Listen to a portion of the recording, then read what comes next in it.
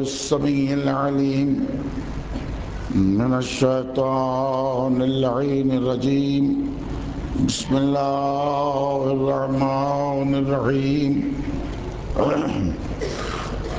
الحمد لله رب العالمين والعاقبة للمتقين والجنة للمؤمنين والنار للمشركين والصلاة والسلام على سيد الأنبياء والمرسلين خاتم النبيين والأشرف المكين الأشجع المتين حبيب إله العالمين المخاطب بطه وياسين والملقب برحمة للعالمين أبي القاسم محمد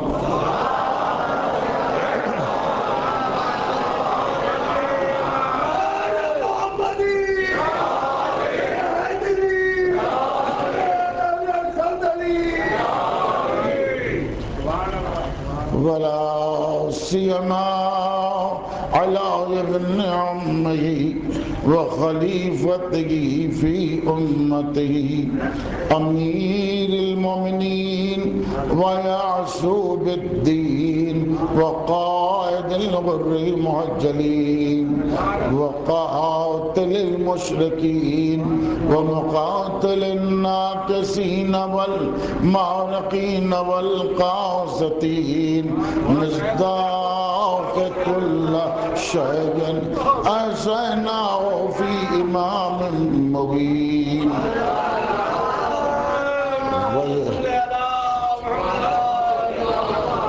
نعرہ سلوات پڑھیے بابا سے بلند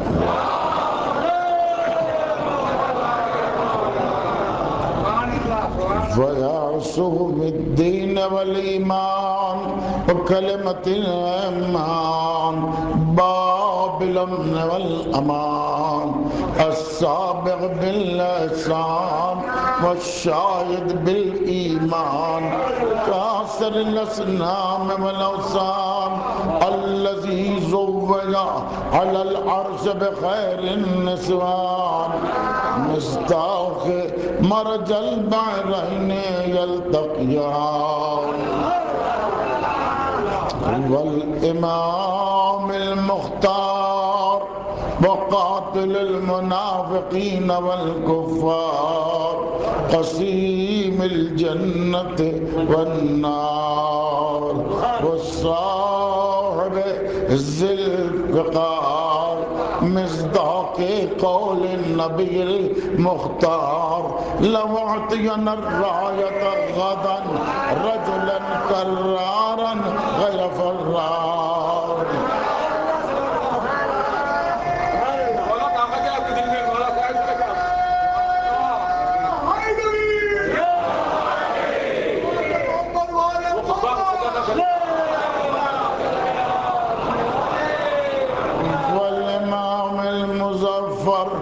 وشجاع الغزنفر قاسم الطوبى وصقر أبي شبير وشبر طالب باب الخيبر ساقيا الحوض الكوثر الذي سمته أمه حيدر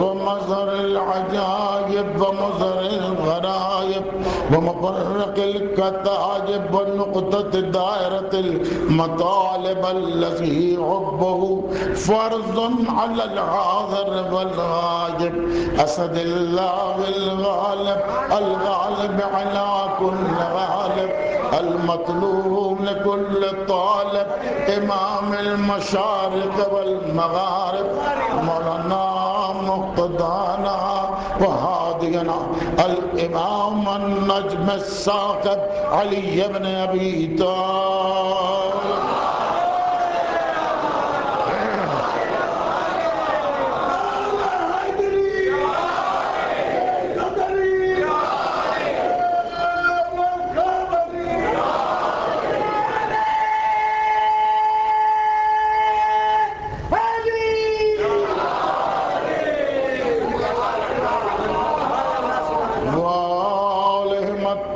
الطيبين الطاهرين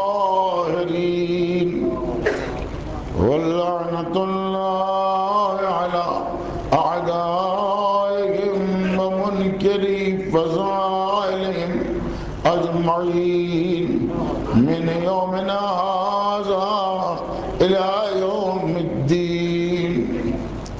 أما بعد فقد قال الله سبحانه وتعالى في محكم كتابه ومتقن خطابه وقال الله فالذين آمنوا به وعزروه ونصروه واتبعوا النور الذي أنزل معه أولئك هم المفلحون.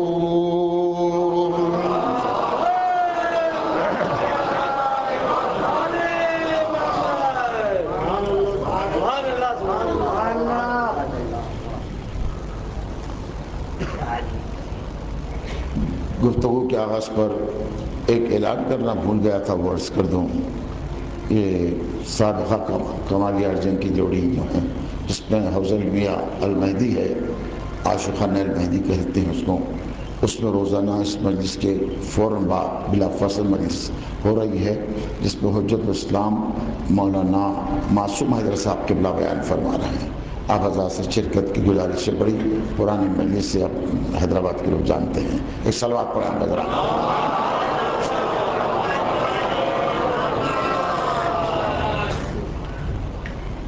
بس میں ہستی میں شمع حق روشن کرنے والا ارشاد فرماتا ہے، بس وہ لوگ کہ جو ایمان لائے اور تعظیم کی، عزت کی، احترام کیا نبی کا، اور نصرت کی، ان کی مدد کی، اور وہ لوگ کہ جو اس نور کی پیروی کیا، ان لوگوں نے کہ جنہوں نے اس نور کی پیروی کیا کہ جو نبی کے ساتھ نازل ہوا، اولئک هم المفلحون، بس یہی لوگ فلاح پانے والے ہیں. اس صلوات پڑھیں.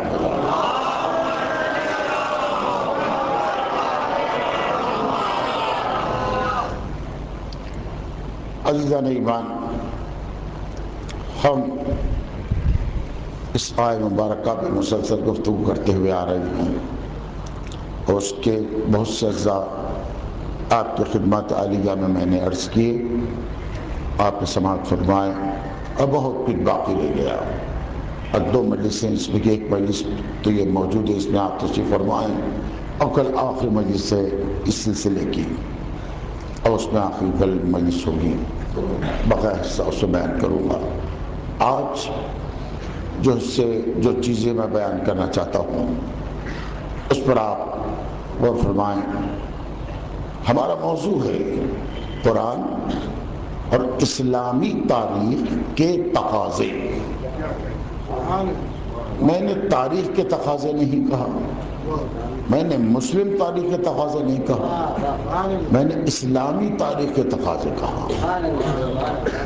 جو مسلمان نے اپنے اعتبار سے تاریخ لکھی وہ تاریخ ہے. بادشاہوں نے جو بنام خلافت حکومت کی اور تاریخیں لکھوائیں آل محمد کے خلاف، وہ مسلم تاریخیں ہیں.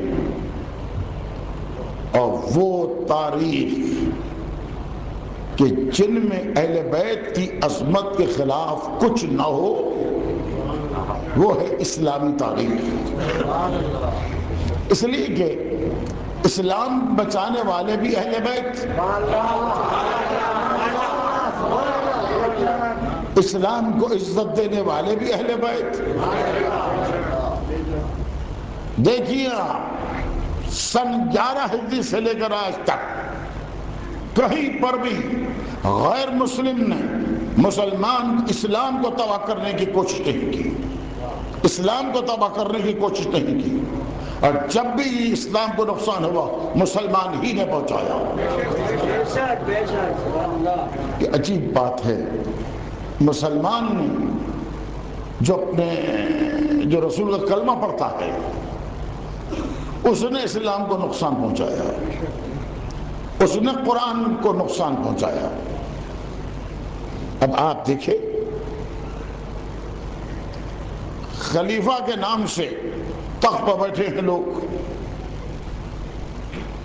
کسی معاملے میں استخارہ کرنا چاہا، استخارہ کیا،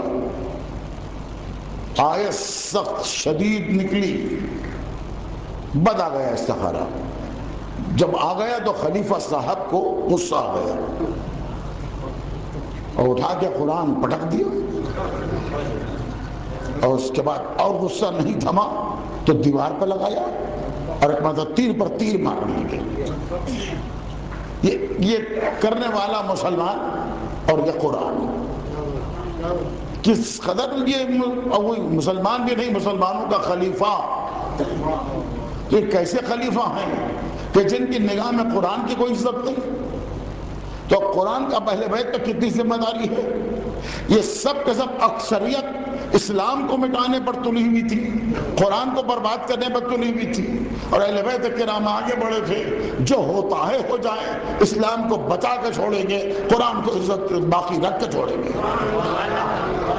قرآن کی عزت کو بچائیں گے، اسلام کی عزت کو بچائیں گے، توحید کو بچائیں گے، نبوت کو بچائیں گے، کلمہ حق کو بچائیں گے، اسلام کا پرچم بلند کریں گے۔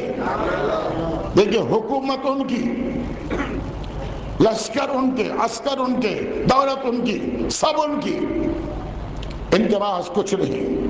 ان کے پاس اگر خمس کے نام سے کچھ رقم آنا تھا جو واجب تھا تو خلافت پر بیٹھنے والوں نے خمس کو حرام قرار دے دیا، یا کچھ نہیں ہے، تاکہ اہل بیت کے پاس کوئی رقم آنے نہ پائے۔ یہ جانتے تھے کہ اہل بیت بھی وہ رقم کبھی رکھتے نہیں تھے، یہ خمس نہیں بھی آیا تو اہل بیت نے جو کچھ بھی رقم تھی بس دینے پر صرف کیا۔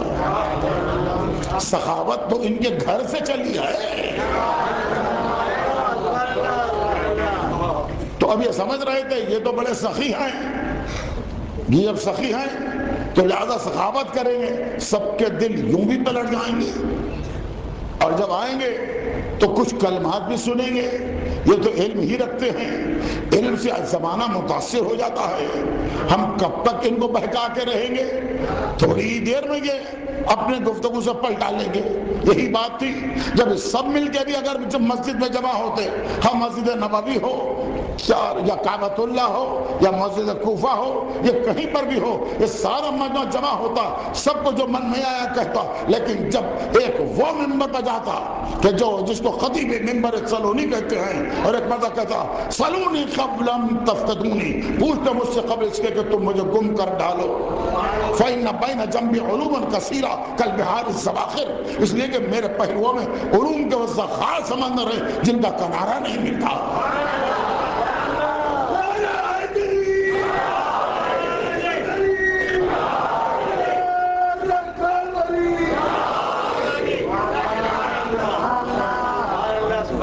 یہ علم دینے پر تلے ہوئے، احسان کرنے پر تلے ہوئے، سخاوت کرنے پر تلے ہوئے، اسلام بچانے پر تلے ہوئے، علم پھیلانے پر تلے ہوئے، اور ان کے مخالفین کا یہ عالم ہے کہ کسی طرح اسلام کو بھی برباد کریں، قرآن کو بھی برباد کریں، اہل بیت کو بھی برباد کریں۔ اہل بیت برباد ہو جائیں گے تو بچانے والا کون رہے گا؟ اور ان کو نہیں معلوم تھا اہل بیت یوں برباد ہونے والے نہیں ہیں، اہل بیت کو تو کوئی برباد نہیں کر سکتا۔ اہل بیت نے بتا دیا ہم برباد نہیں ہو سکتے، تم قتل کرو تو کیا ہوا، ہم قتل ہونے کے بعد بھی پھر بھی ہم زندہ رہتے ہیں، جن کو دیکھنا ہو تو دیکھ لے۔ گلا کاٹ کر قاتل نے نیزے پر سر کو بلند کیا، سر نے آیت کو پڑھنا شروع کر دیا۔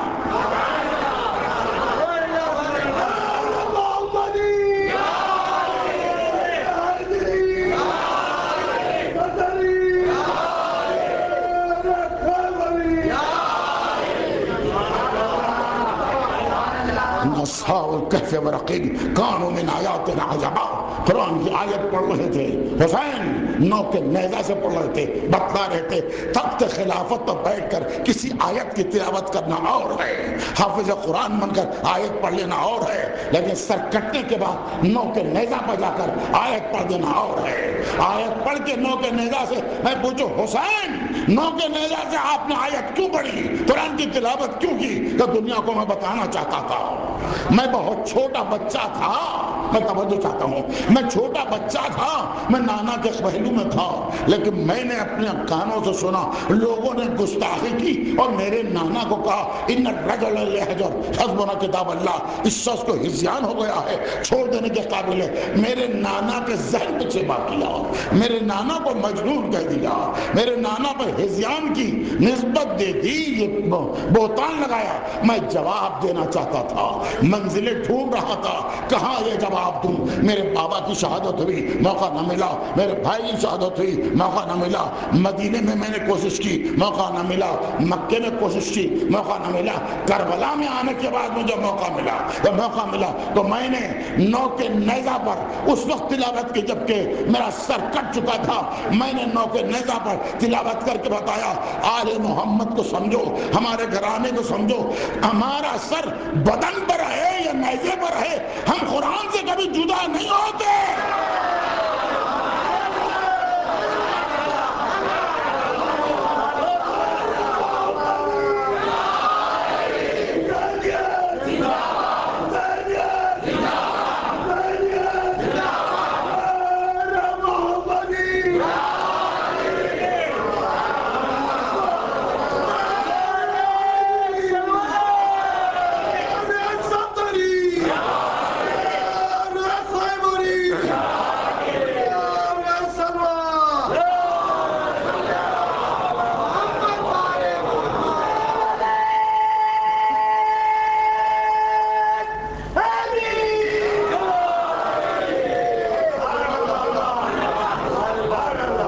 کبھی نہ کہنا کہ ہمارے گھرانے میں کسی کو ہذیان ہوا، جواب دے دیا حسین نے، ہمیں ہذیان نہیں ہوتا۔ غلبہ علیہ المرض، ارے مرض کا غلبہ ہوا نبی پر، لہذا دماغ پر اثر ہو گیا، دماغ پر تمہارے اثر ہوتا ہے، ہم گھرانے والوں پہ دماغ پر اثر نہیں ہوتا۔ گلا کٹ جائے نو کے نیزہ پر ہو دماغ پر اثر نہیں ہے، قرآن کی تلاوت ہو رہی ہے، ایسے انداز میں یہاں بتا دیا۔ دیکھیے حافظان قرآن اور ہوتے ہیں، محافظان قرآن اور ہوتے ہیں۔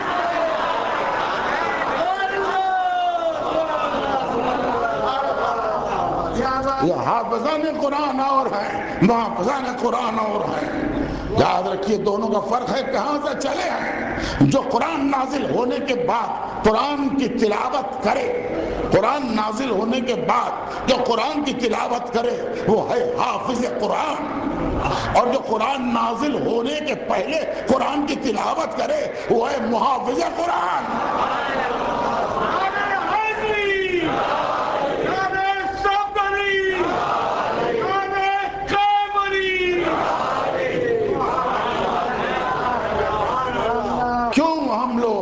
بار بار کعبے میں ولادت کا ذکر کرتے ہیں، اس لیے ذکر کرتے ہیں کہ یہ بتلانا ہے کہ باہر نکلتے ہی قرآن کی تلاوت کی، توریت کی تلاوت کی، زبور کی تلاوت کی، انجیل کی تلاوت کی۔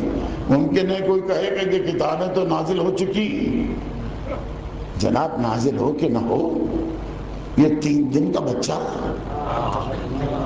کہاں سے یاد کرنے چلا ہے، اب اسی میں حیران ہے دنیا، قرآن کی تلاوت کر دی۔ اور نبی نے فرمایا سارے آدم سے لے کر مجھ تک جتنے صحیفے نازل ہوئے ہیں سب کی تلاوت کی علی نے، ساری کتابوں کی تلاوت کی، اور ہر صاحب صحیفہ، ہر صاحب کتاب آتا تو یہی کہتا مجھ سے بہتر تلاوت کی۔ نبی فرما رہے ہیں مجھ سے بہتر تلاوت کی، ہر نبی کہتا، ہر صاحب صحیفہ کہتا۔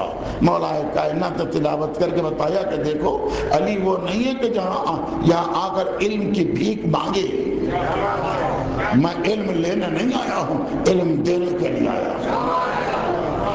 اس لیے بار بار کہتے تھے، آخری وقت علی نے یہی کہا، سلونی قبل ان تفقدونی، پوچھ لو مجھ سے جو کچھ کا پوچھتا ہے، قبل اس کے کہ تم مجھے گم کر ڈالو۔ عزیزان ایمان، آج جو بات میں آپ کی خدمات میں عرض کرتے ہوئے جا رہا ہوں وہ یہ ہے کہ مولائے کائنات یا ان کی اولاد میں جو معصومین یعنی 12 امام علیہ السلام،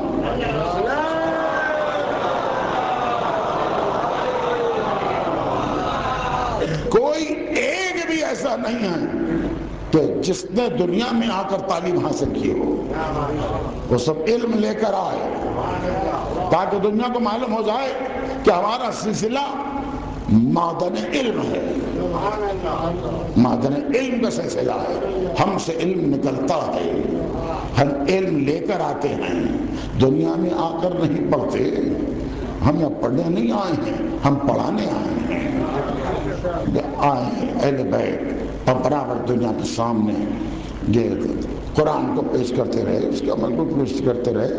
اچھی بات ہے کہ قرآن میں دیکھیں آپ، بہت سے ایسے کام ہیں کہ جو بعد میں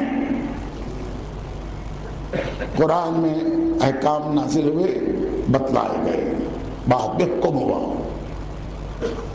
لیکن ان احکام پر نزول احکام کے پہلے اہل بیت نے عمل کیا۔ یہ کیسے عمل کیا؟ یا تو یہ کہ یہ قرآن کا علم پہلے سے رکھتے تھے، پہلے سے رکھتے تھے، یا یہ کہ یہ عمل کرتے جاتے تھے اور قرآن نازل ہوتا جاتا تھا۔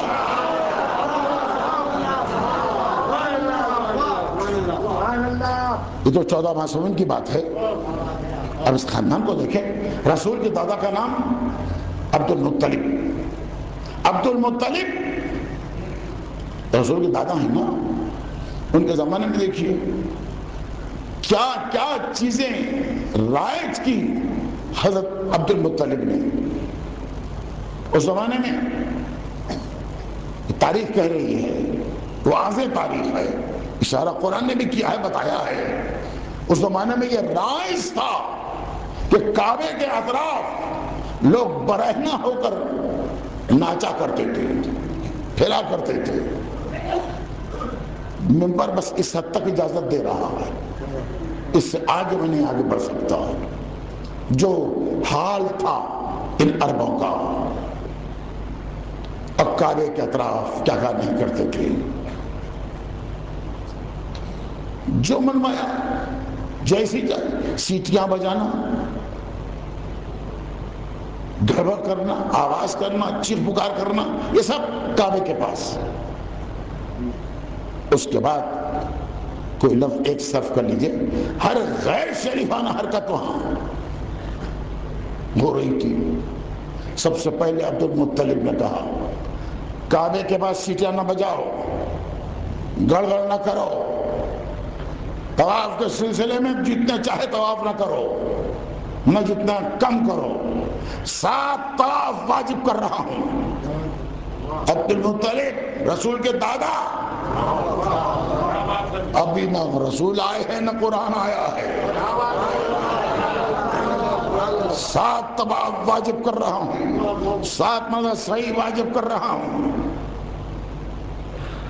اس کے بعد ایک مکروہ، بڑی معیوب چیز عربوں میں جاری کی، باپ اگر مرتے وقت 4 بیویاں چھوڑ کر جاتا، بچے بھی ہوتے، تو وہ بیٹے باپ کی چھوڑی ہوئی بیویوں سے شادی کر لیتے تھے۔ شادی میں نے استعمال کیا ہے لفظ کو، بس آپ سمجھ سکتے ہیں۔ میراث میں یہ جایا کرتی تھی عورتیں، اتنی نچلی سطح کے انسانیت سے گرے ہوئے لوگ تھے۔ حضرت عبد المطلب نے یہ جاری کیا، باپ اگر کوئی عورت کو چھوڑ جائے جو باپ کی بیوی ہو، وہ تمہارے لیے ماں ہے، حلال نہیں ہے، شریفوں کی زندگی بسر کرو۔ یہ حضرت عبد المطلب نے کہا زمزم سے خزانہ نکلا تک مطلب آواز دیا کہ دیکھو یہ خزانہ ہے، خزانے میں اللہ کا حق ہے، 5 کا حصہ واجب، اس وقت سے خمس واجب ہوا۔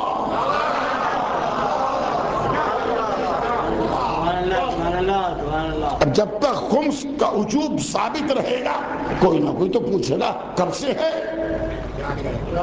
جب عبد المطلب نے واجب کیا، اس وقت فلاں فلاں کے باپ دادا کہاں تھے؟ تو کافر تھے، بتوں کو سجدہ کر رہے تھے، اس لیے خمسی کو اڑا دینا چاہا اور اس کے لیے حرام قرار دے دیا۔ تو ایسے ہی تمام چیزیں، بیٹی کو میراث نہیں ملتی تھی، بیٹی کو میراث دلایا، بیٹی کو میراث دینی چاہیے، یہ حضرت عبد المطلب ہیں۔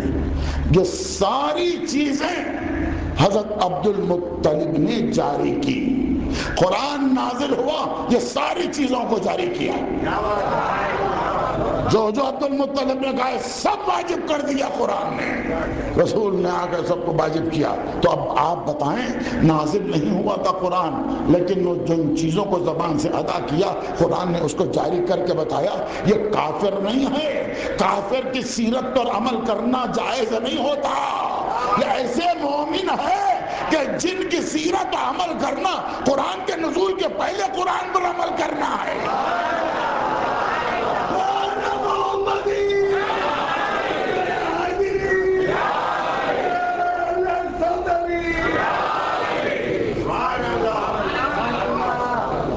اسی لیے سرکار نے فرمایا، میں نے عرض بھی کیا ہے پھر دوہرا رہا ہوں اگر میں نے عرض کیا ہے، کام بڑا یاد نہیں مجھے، کہ سرکار نے فرمایا یاد رکھو نہ میرا باپ کافر تھا، نہ میرا دادا کافر تھا، نہ میرے اجداد کافر تھے، آدم تک میرا کوئی بھی جد نہ کافر تھا نہ مشرک تھا۔ ادھر یہ کہہ کے ختم کیا رسول نے، علی نے کہا نہ میرا باپ کافر تھا نہ میرا دادا کافر تھا۔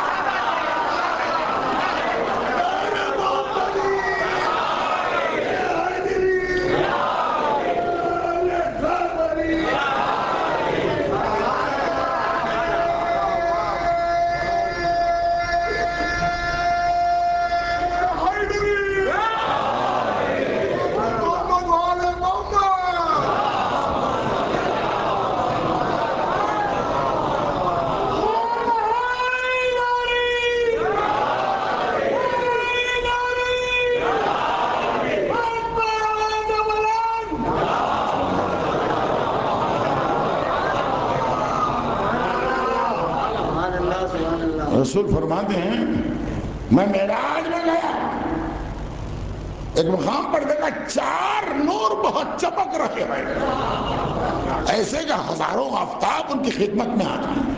میں نے پوچھا کن کے نور ہیں؟ تو بتایا گیا یہ نور پہلا عبد المطلب کا ہے، دوسرا نور ابو طالب کا ہے، تیسرا نور خدیجہ کا ہے، چوتھا نور طالب ابن ابی طالب کا ہے۔ تو صلوات پڑھیں آپ۔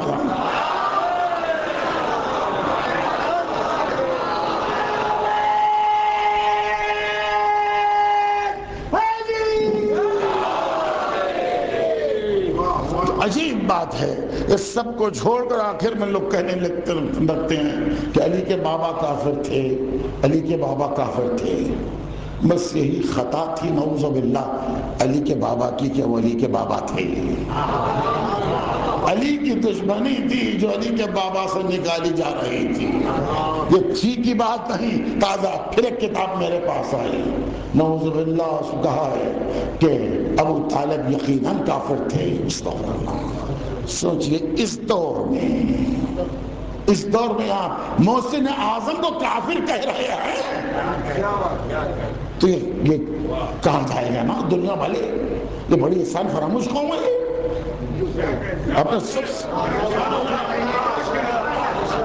ارے کوئی بھروسہ کرے گا آپ پر؟ اور احسان کرتے ہی ہم کو کافر کہتے ہیں، نیکی نہ کرو، نیکی کرتے ہی کفر ملے گا۔ اور ہے ان کے پاس کیا؟ اگر ان کے پاس ایمان ہوتا تو مومن کہتے، اگر ان کو اسلام ہوتا تو مسلم کہتے، کہا کفر ہی ہے اس لیے کافر کہتے، کفر دے رہے ہیں۔ تو عزیزان ایمان، کس اعتبار سے، کسی دلیل سے دیکھیں ایک اس میں بات کہی کہ نعوذ باللہ من ذالک، علی کے بابا جہنم میں ہیں، اور گھٹنوں تک ان کے پیر اللہ جلا رہا ہے۔ یہ سوچیے آپ، ابھی تو یوم معاد، یوم حشر نہیں آیا، قیامت تو فیصلہ ہوگا نا، تو ابھی سے جلانا کیسے؟ جب آئے گا دیکھا جائے گا۔ البتہ اس کے ساتھ ایک روایت آئی مسلمانوں کی کتابوں میں کہ سرکار دو عالم کی ولادت بعد شہادت ہوئی، صوبیہ کنیز تھی ابو لہب کی۔ یہ ابو لہب کیسا معلوم ہے؟ سب مسلمان جانتے ہیں، سورہ ہے نا، تبت یدا ابی لہب، ابو لہب کے ہاتھ ٹوٹ جائیں تو تب برباد ہو جائے، خدا کوس رہا ہے قرآن میں ان کے متعلق۔ یہ چچا تھا رسول کا، خبر ملی رسول اعظم کا، عبداللہ کو بیٹا پیدا ہوا، بیٹا پیدا ہوا، ہاں چاند سا بیٹا، ایسا خوبصورت ہے کہ چاند شرما جائے۔ آج تک ہم نے ایسا حسین نہیں دیکھا، صورت کو دیکھتے ہی ہم کو خود دل کھچ کے جا رہا، پھر بھی چچا تھا۔ ایک مرتبہ اچھا صوبیہ تو نے، بعض لوگوں نے نوبیہ بھی لکھا ہے، صوبیہ تو نے اچھی خبر دی کہ مجھے بھتیجا پیدا ہوا، مبارک ہے کہا۔ اس کے بعد اس نے اپنے انگلی کو بڑھایا، جا تو نے چونکہ اچھی خبر دی، انگلی سے اشارہ کرتے کہا میں نے تجھے آزاد کر دیا، انگلی سے اشارہ کرتے کہیں اس کو آزاد کر دیا۔ کس بات پر؟ کہ جس اس خوشخبری دی کہ رسول اعظم کی ولادت ہوئی، بس ایک خوشخبری دی، اس میں خوش ہو کر اس نے انگلی سے اشارہ کیا میں نے تجھے آزاد کر دیا۔ اس کے بعد مسلمانوں کی کتاب میں لکھا کہ یہ ابو لہب جہنم میں جل رہا ہے، صرف ایک انگلی ہے جو نہیں جل رہی ہے۔ کہا کیوں؟ کہ چونکہ رسول کی ولادت پر اس نے انگلی کے اشارے سے ایک کنیز کو آزاد کیا تھا، اب جہنم میں طاقت نہیں ہے، انگلی کو نہیں جلا سکتے۔ میں توجہ چاہتا ہوں، میں نے کہہ دیا ایک ولادت پر، محمد کی ولادت پر اپنی کزیب کو آزاد کرتے ہوئے انگلی سے اشارہ کیا تو جنت میں جانا ضروری ہے وہ انگلی کا، لیکن کفر کی وجہ سے نہیں جا سک رہے، تو جہنم میں بدن ہے، جہنم میں انگلی نہیں جل رہی ہے، سارا بدن جل رہا ہے مگر انگلی جل نہیں رہی ہے۔ کیوں؟ تو انگلی کے اشارے سے ایک کنیز کو آزاد کیا، جس نے ایک کنیز کو آزاد کیا محمد کی ولادت کی خوشی پر، اس کے انگلی نہیں جل سک رہی ہے، جہنم میں طاقت نہیں کہ انگلی کو جلا سکے۔ ارے جس نے ساری زندگی محمد کی حفاظت کی،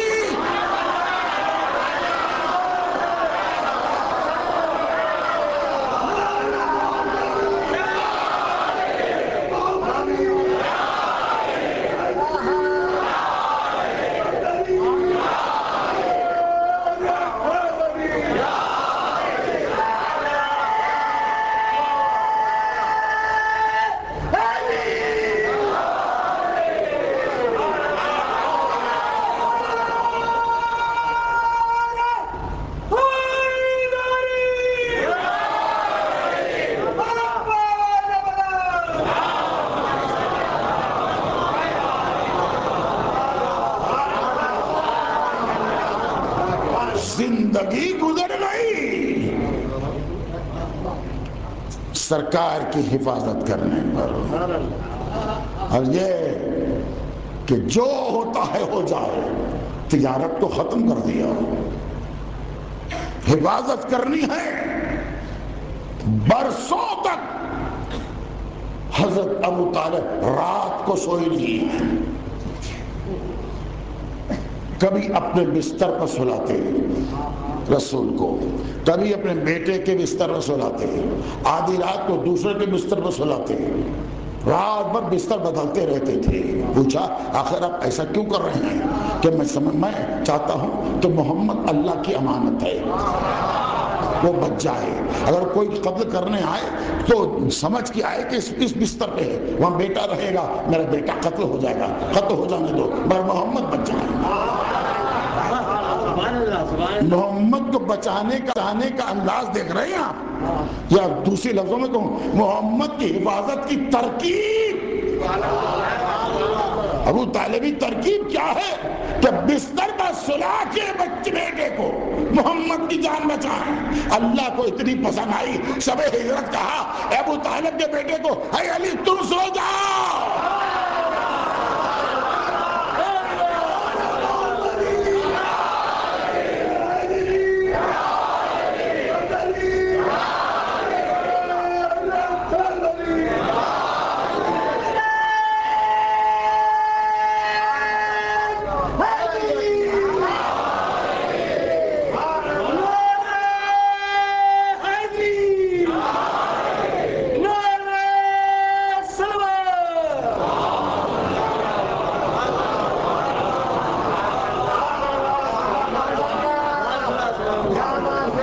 یہ نا حکم دیا کہ ابو طالب کی سیرت پر, طریقے پر عمل کرو.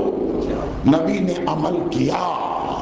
آپ بتائیں کیا کسی کافر کی سیرت پر عمل کرنے کا خدا حکم دیتا ہے؟ یا نبی نے کبھی کسی کافر کی سیرت پر عمل کیا ہے؟ یہ عمل بتلا رہا ہے کہ ابو طالب اس ایمان سے اتنا اونچی شخصیت رکھتے تھے کہ ان کے سیرت پر عمل کرنا محمد کے اوپر فرض تھا. شب ہجرت گواہ کے. عجیب بات ہے, یعنی اپنے جیسا میں نے عرض کیا ہے نا, میں دہرانا نہیں چاہتا. جب بھی بات کی جائے سب سے بلا استثناء صرف ایک علی کو ہٹا دیں, ہٹا کے سب سے پوچھے کہاں پیدا ہوئے, کہیں کافر کے گھر میں. سب کے باپ کافر تھے, سب کے باپ کافر تھے. تو ٹھیک, جب سب کے باپ کافر تھے, نعوذ باللہ ابو طالب بھی کافر تھے, تو ٹھیک ہے سب کافروں گھر میں پیدا ہوئے, ہو گیا. ساتھ ساتھ ذکر کرتے علی کے باپ تو کافر تھے, مگر کیا کریں اتفاقاً کعبے پیدا ہو گئے. یہ کہنا تھا, اللہ نے موقع نہیں دیا. قدرت سمجھتی تھی یہ ہونے والا ہے. یعنی کعبہ بغیر دروازے کے نہیں تھا. جیسے لوگ بغیر دل کے نہیں ہوتے, ویسے کعبے کا دل وہ اس کا دروازہ تھا. اس کو کھول کر لوگ آتے تھے, جاتے تھے, قفل پڑا ہوا تھا. اور اگر اسی دروازے سے فاطمہ بنت اسد کو بلایا جاتا تو دنیا کہتی اتفاقاً دروازہ کھلا تھا اور داخل ہو گئی. اتفاقاً دروازہ کھلا تھا, داخل ہو گئی, یہ کہا جا سکتا تھا. نو, اس لیے قدرت نے کام کیا نہیں, ایسا نہیں ہے. اور خود شہزادی کا بھی عالم ہے تو برابر کعبے کے کپڑے کو تھام کے دعا کر رہی ہیں, اے رب کعبہ میں مومنہ ہوں, میں اپنے جد ابراہیم کے دین پر چل رہی ہوں. تجھ کو میرے جد ابراہیم کا اور اس نومولود کا واسطہ جو میرے بطن میں ہے, مجھ پر ولادت کو آسان کر دے. بس یہ کہہ رہی تھی اور آ کے ٹھہرتی. جب بھی آ کے ٹھہری, دروازے کے مخالف سمت میں جو دیوار تھی, دروازے پر رکی ہی نہیں. آخر میں دروازے کی مخالفت میں جو دیوار تھی, مقابل میں جو دیوار تھی, اس میں شگاف پیدا ہوا. خود بخود دیوار ہٹی. جیسے دیوار سر کی, راستہ بنا. اب تو جائیے اپنی بیوی فاطمہ بنت اسد, راستہ بن گیا. آواز آگے, میں بن بلائے مہمان نہیں ہوں. لوگ کہیں گے اتفاقی طور پر دیوار میں شگاف آئے اندر داخل ہو گئی، نہیں، جس نے شگاف پیدا کیا وہ بلائے گا تو میں جاؤں گی۔ ایک مرتبہ کھڑی رہیں، آواز آئی، یا فاطمہ ادخلی، اے فاطمہ اندر داخل ہو جاؤ۔ جب آواز آئی تب پھر اندر داخل ہوئی، جیسے اندر داخل ہوئی پھر دیوار شگاف ختم، دیوار مل گئی، کوئی نشانی باقی نہیں، کہ جیسے دیوار میں شگاف ہی نہیں تھا۔ حیران ہے دنیا۔ عجیب بات ہے، بیوی آپ دروازے ہی کے پاس کھڑے ہو کر کہتی، اور آپ میں اتنی طاقت تھی، معجزہ تھا کہ دروازے کے قفل کو آپ ہلا دیتی تو ٹوٹ کے گر جاتا، اشارہ کرتی دروازہ کھل جاتا، آپ ٹوٹ کے گرنے دیتی دروازہ کھول کے داخل ہو جاتی۔ آواز آئی، کیا کہہ رہا ہے میری عظمت کے خلاف؟ اس دروازے کی جاتی میں، اس دروازے سے جاؤں؟ اور اس دروازے سے بت پرست آتے جاتے ہیں، اب پیدا ہونے والا بت پرست نہیں، بت شکن آ رہا ہے۔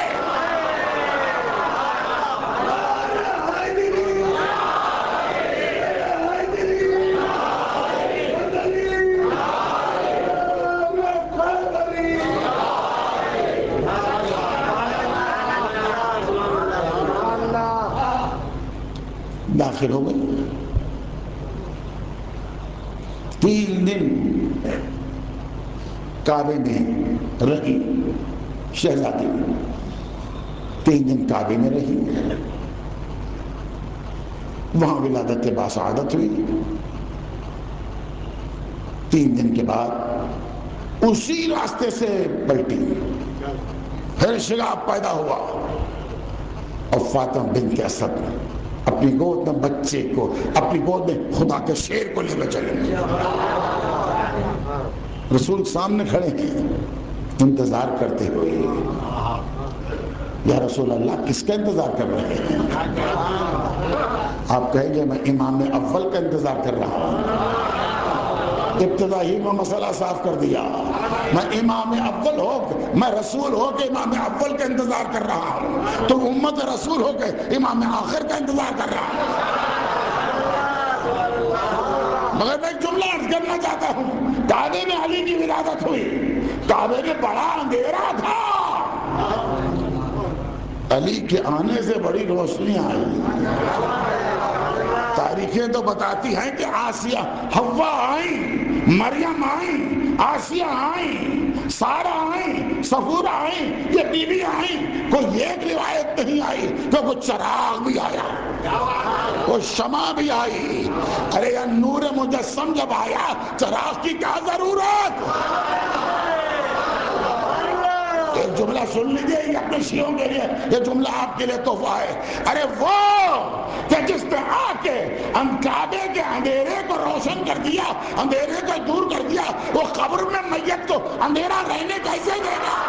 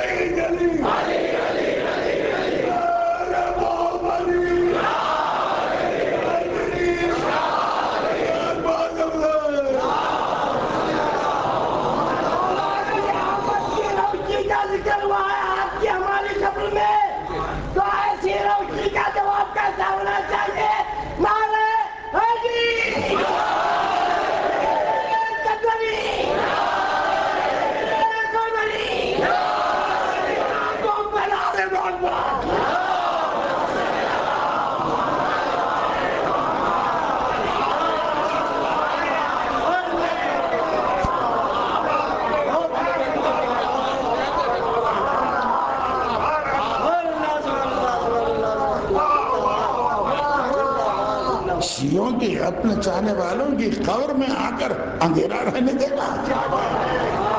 خاور کو روشن کر دے گا ویسے ہی جیسے کعبے کو روشن کیا.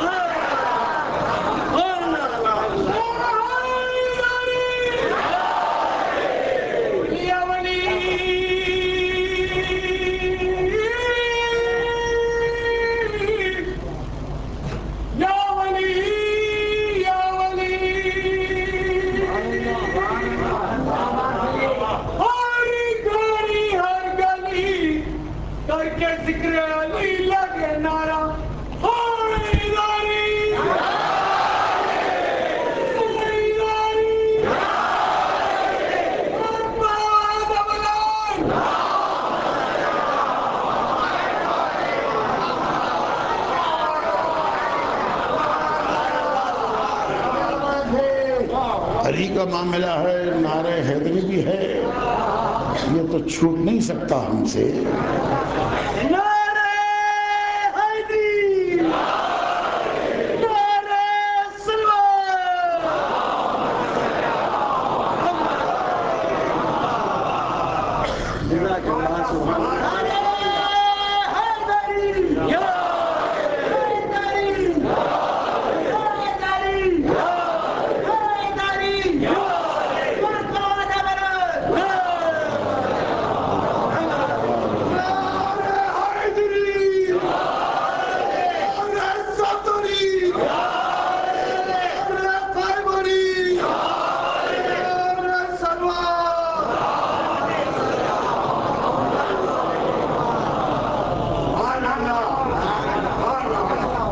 انشاءاللہ کل کی مجلس میں نعرہ حیدری پر عرض کروں گا. میں نے وعدہ کیا تھا کل کی مجلس میں عرض کروں گا، نعرہ حیدری پر عرض کروں گا. ایوب علی صاحب بڑے غور سے دیکھ رہے ہیں.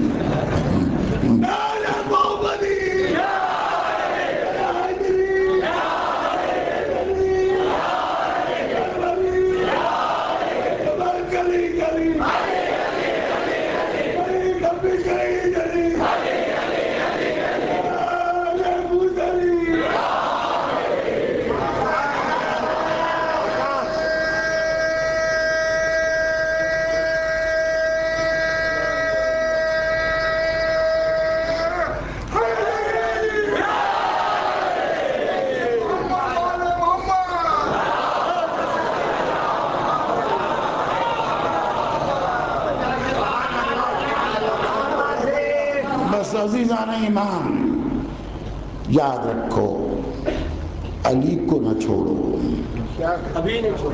علی کی محبت کو نہ چھوڑو، علی کے فضائل پر خوش ہونا نہ چھوڑو،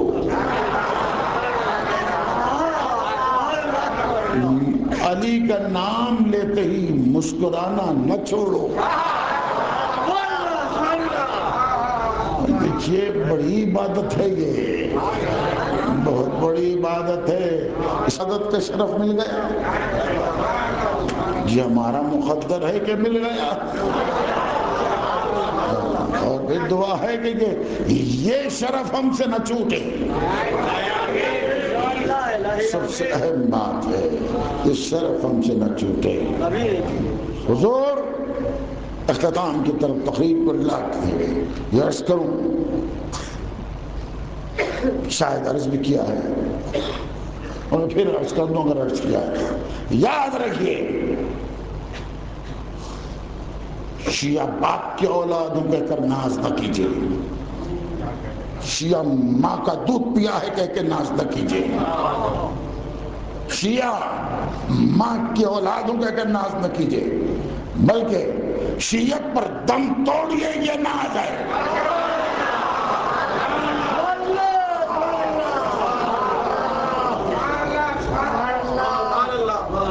عزیزان ایمان، یہ علی سے سابقہ قبر تک ہے، مگر قبر پہ بھی ختم نہیں ہوگا.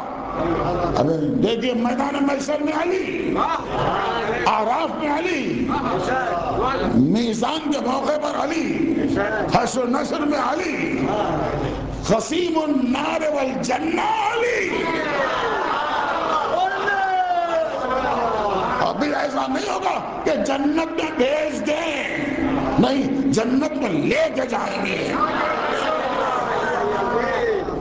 اور پھر اختتام میرا علی کی ولادت پر یہ آواز آئی جب علی نکلے ہیں، ابو طالب کو مخاطب کر کے حاطف نے کہا یہ بیٹا مبارک اللہ نے اس کا نام علی رکھا ہے۔ اس کے بعد کہا والجنت خلقت لشیعتہ، اور جنت اس کے شیعوں کے لیے پیدا کی گئی ہے۔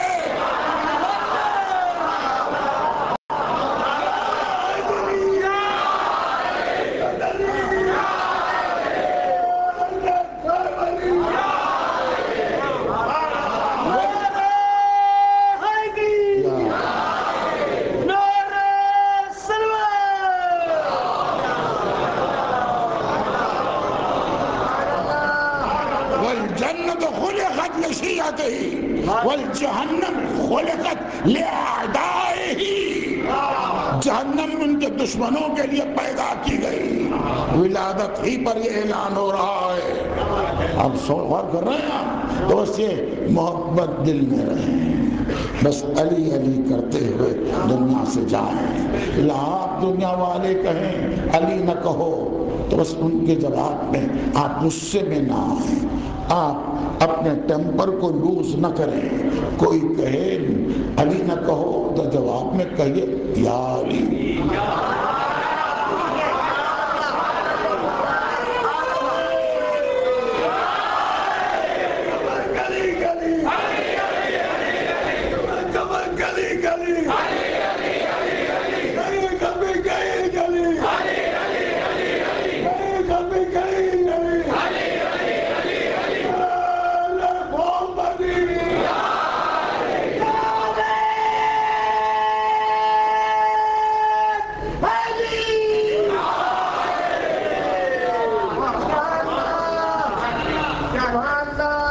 علی سے آپ مربوط ہیں، مربوط رہنا ہے، مربوط رہیں گے، اس لیے کہ علی کی ضرورت ہم کو ہے۔ انبیاء کو علی کی ضرورت تھی، اوصیاء کو ضرورت تھی، مسلمانوں کو ضرورت تھی، اب بھی ہے۔ ہم کو پہلے بھی ضرورت تھی، اب بھی ضرورت ہے، آئندہ بھی ضرورت ہوگی۔ ہر ایک کو علی کی ضرورت ہے، ہر ایک کو علی کی ضرورت ہے، خدا کی قسم جس کو مل جائے علی کیا کہنے، اس کا دنیا اس کا دین سب کچھ مل گیا ہے۔ مگر ایک بات عرض کروں حضور، وہ علی